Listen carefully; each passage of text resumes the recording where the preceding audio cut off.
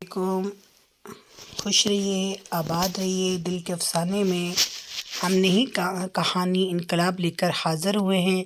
ہمیں امید ہے آپ کو ہماری سٹوریز پسند آئیں گی۔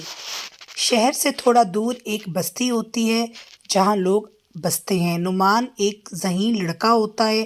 وہ اس بستی کے لیے پازیٹیو سوچتا ہے، کچھ الگ کرنا چاہتا ہے۔ نعمان کو رات کو نیند نہیں آتی۔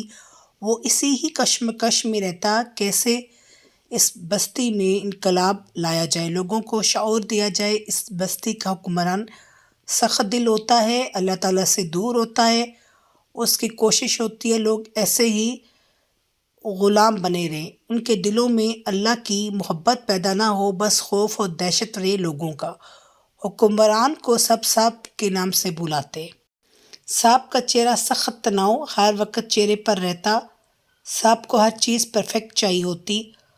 ان کو لگتا جیسے مرنا تو ہے ہی نہیں، اس دنیا میں ہی رہنا ہے۔ جس پر دل آ جاتا ٹائم گزار لیتے۔ اس دنیا میں رہنا ہے، پوری بستی ان سے ڈرتی ہے۔ صاحب سے نعمان بالکل نہ ڈرتا۔ نعمان کو معلوم ہے کہ عوام کے لیے، جو بستی کے لیے جو سہولتیں آتی ہیں وہ ساری صاحب اپنی کنٹرول میں کر لیتا ہے۔ نعمان جہاں رہتا، نغمہ بھی وہیں رہتی اس بستی میں۔ وہ اسے اس بستی سے تھوڑی مختلف سوچ کی الگ لگتی۔ نعمان جب اس کو دیکھتا، جب یہ پانی لینے کے لیے اکٹھے ہوتے تو اس کو اٹریکشن محسوس ہوتی۔ جب پانی لینے کے لیے سب اکٹھے ہوتے تو وہ لائن پر لگی ہوتی۔ اتنے دن ہوئے وہ آئی نہیں، اسے بات عجیب کشمکش میں ڈال رہی ہوتی ہے۔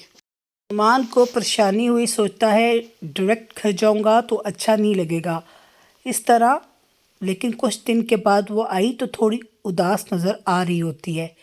یہ قریب جا کر پوچھتا ہے، آپ کیوں پریشان ہیں؟ یہ آلریڈی بیزار ہوتی ہے تو غصے سے بول دیتی ہے، آپ بھی تو اس بستی جیسے ہیں، کس سے دل کی بات کروں؟ تھوڑا قریب جا کر بولا، مجھ سے کر سکتی ہیں۔ وہ مسکرائی، کس رشتے سے؟ یہ مسکرایا، میرا اور آپ کا رشتہ صرف اس دلدل سے نکلنے کا اور اللہ تعالیٰ کے بتائے ہوئے اصولوں پر چلنے کا ہے۔ ایک احساس کا رشتہ ہے، ایک وہ ہے جو دنیا میں بنایا جاتا ہے، ایک وہ ہے جو صرف اوپر والے کی وجہ سے رکھا جاتا ہے، وہ ہے اسلامی نظریہ حیات۔ وہ مسکرائی سن کر، مگر یہ دنیا کے لوگ ایکسیپٹ نہیں کریں گے۔ فی الحال یہ چھوڑو، یہ بتاؤ مسئلہ کیا ہے؟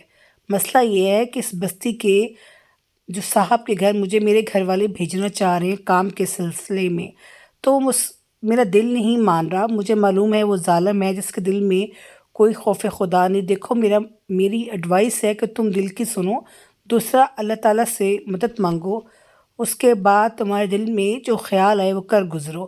اسے یہ مشورہ اچھا لگا۔ صاحب بیٹھا ہوتا ہے جہاں لوگوں کے فیصلے ہوتے ہیں، اس جگہ کو صاحب کی اسپیشل پلیس کہا جاتا ہے، خوبصورت جگہ جہاں صرف خاص لوگ اکٹھے ہوتے ہیں۔ بھائی عام لوگوں کے لیے الگ جگہ ہوتی ہے۔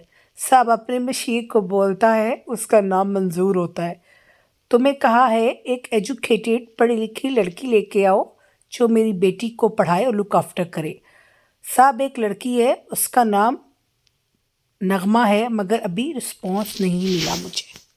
نغمہ نے کچھ کتابیں بازار سے، شہر سے منگوانی ہوتی ہیں۔ نعمان اس کے کہے بغیر لے آتے ہیں تو یہ حیران ہو جاتی ہے۔ جب وہ پانی لینے جاتی ہے تو اس کے ہاتھ میں پکڑا دیتا ہے تو وہ اسے بولتا ہے، میں اس انوائرمنٹ سے خوش نہیں ہوں، یہاں کے لوگ، ان کی یہ سوچ، یہ لوگ اللہ تعالیٰ سے نہ محبت کرتے ہیں نہ ہی اللہ سے ڈرتے ہیں۔ میں بہت جلد یہ جگہ چھوڑنے کا فیصلہ کر رہا ہوں، مگر پھر ڈر آتا ہے، اللہ تعالیٰ کیا کہے گا، تم نے کیا کیا، میں اکیلا کیا کر سکتا ہوں، کوئی دوسرا بھی تو اس بات کو نہیں سمجھتا۔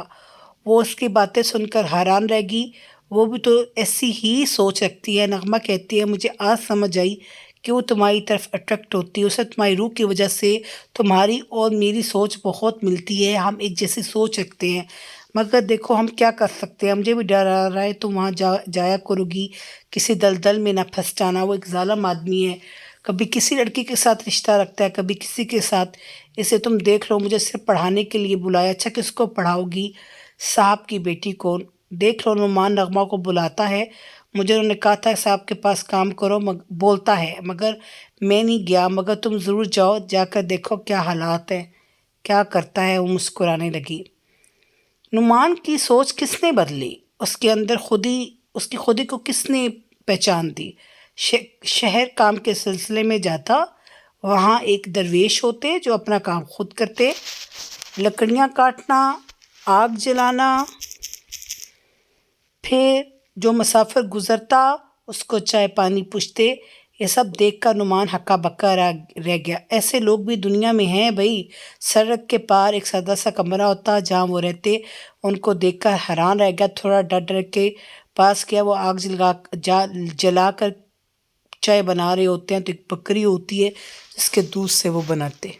ان کو دیکھ کر بولا، آپ یہاں رہتے ہیں؟ وہ اس کی طرف گہری نگاہ کا ڈال کر بولے، جی بیٹا میں یہاں ہی رہتا ہوں، آپ کہاں رہتے ہیں؟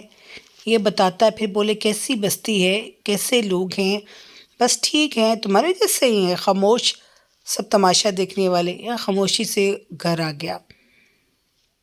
فوزیہ کے فادر نے نعمان کے والد کو کہا، میں منگنی توڑتا ہوں بھائی، ہمیں یہ سائیکو نہیں چاہیے، یہ سائیکو ہے سائیکو۔ وہ سوچتا ہے، یا اللہ تم نے بہت ہی میرے حق میں اچھا کیا۔ ہمیشہ سجدے میں اللہ تعالیٰ سے دعا کرتا، جو میرے حق کے لیے اچھا ہے وہ کر دو۔ بس ایسا ہی کچھ یہاں ہوا۔ دادا جی نعمان کو بہت پیار کرتے ہیں اور دادا کو عشق ہے۔ نعمان بچہ بھی دادا جی کی وجہ سے ہے۔ دادا اور نعمان الگ رہتے ہیں کیونکہ نعمان کی اپنے گھر والوں سے زیادہ نہیں بنتی۔ سوچ کا فرق ہے بھائی، نظریے کا۔ نغمہ ڈر رہی ہوتی ہے، جاؤں کہ نہ جاؤں، جانا چاہیے، پھر سوچتی ہے ذرا انوائرمنٹ دیکھنا چاہیے، کیا کرتے ہیں صاحب، کس طرح رہتے ہیں یہ لوگ۔ اللہ تعالیٰ سے مدد مانگ کر چلی گئی۔ منظور لینے آیا، گھر والے خوش ہیں، خرچہ آئے گا، ترقی ہوگی، گھر کے حالات بہت اچھے ہو جائیں گے۔ منظور دیکھ رہا ہے، تھوڑا ڈر رہی ہوتی ہے۔ بولا، ڈرو مت، ڈرنے کی ضرورت نہیں، بس تم نے پڑھانا ہے، پڑھا کر آ جانا ہے۔ منظور کو اپنا لالچ ہے، اب اس کی شادی اپنے بھائی کے بیٹے سے، بھتیجے سے کر دوں گا، پھر اس طرح فائدہ ہی فائدہ۔ زیادہ لوگ رشتے فائدے کے لیے رکھتے ہیں بھائی۔ ایمان جو نغمہ درویش نے رشتہ دادا جی نے اللہ تعالیٰ کے لیے رکھا، وہ کیا دیکھتی ہے اس بسیدہ بستی سے الگ۔ ایکسپینسو پتھر، ماربل، گیٹ بھی اتنا مضبوط جو کھل نہ سکے، باڈی گارڈ بہت زیادہ، ایک بہت بڑا کمرہ، کمال کی لائٹنگ، اور چیئرز بھی بہت خوبصورت بنی ہوتی ہیں۔ یہ دکھتی ہی رہے گی۔ ایک بچی آتی ہے ڈری ہوئی، اس کا نام طوبہ ہوتا ہے، اس کے ساتھ ماں ہوتی ہے، جیسے سب مالکن کے نام سے بلاتے ہیں۔ ماں بھی تھوڑی کنفیوز ہوتی ہے، سمجھ گئی ماجرا کیا ہے۔ مالکن کو بہت غصہ آ رہا ہوتا ہے۔ ماں بولی، مالکن راج تو میرا ہی رہے گا بھائی، راج اس کے ساتھ رات گزارے گی، پھر چلی جائے گی، مالکن تو میں ہی ہوں، کنٹرول تو میرا ہے بھائی۔ نغمہ کا پہلا دن ہوتا ہے، ڈر بھی رہی ہوتی ہے، سہم بھی جاتی ہے۔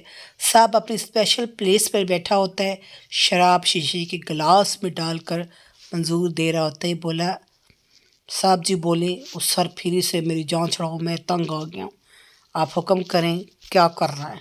جان سے مار دوں، میری بلا سے جو کرنا ہے کرو، آپ کے لیے تو جان بھی حاضر۔ یہ کہہ کر بولا، وہ لڑکی آ گئی، جی ٹھیک ہے، بس میری بچی کو پڑھائے اور جائے۔ نغمہ آہستہ آہستہ چل کر باہر آئی، منظور اس کو لینے کے لیے ویٹ کر رہا ہے۔ بولا، آؤ میں تمہیں گھر چھوڑ دوں، پھر مجھے کسی کام سے جانا ہے۔ نغمہ خاموشی سے گھر آئی۔ گھر والے کافی خوش ہیں، بولے، دیکھ ہمیں ایڈوانس پہلے ہی مل گیا۔